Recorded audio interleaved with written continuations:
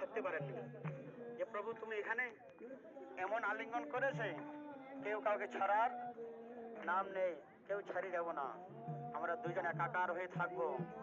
একাকার হয়ে গেলেন, মানে ভগবান শিবের সঙ্গে এত আলিঙ্গন করলেন কেউ কাউকে ছাড়তে চাইছে না। হরি আর হর, শিব আর মহাবিষ্ণু আলিঙ্গন করে জলের বোতলটা ধর তো পড়ে যাচ্ছে বগল থেকে। এই জন্য ভগবান বললেন আমি তোমার কাছে বাধা গেলাম, এক যশোমতির কাছে আমি বাধা আসছিলাম, আজকে আমি শিবের কাছে বাধা চলে গেলাম। আমরা দুজনের সমান, দুজনে হরি গেলাম। এই রাধারানীর প্রিয় বৃন্দাবনে দর্শন করতে এসে শিবের বন্ধনে আবদ্ধ হতে হলো ভগবান বিষ্ণুকে। যে হরিহর ক্ষেত্র কি আমি আর ভগবানের দুটো চরণ, মহাবিষ্ণুর দুটো চরণ, একটা চরণ রেখেছেন গয়াতে, গয়াতে বিষ্ণু চরণ, আর একটা চরণ এই নবাচের ধামে। দুটো চরণ মহাবিষ্ণু যে রাধারানীর প্রিয়, আমি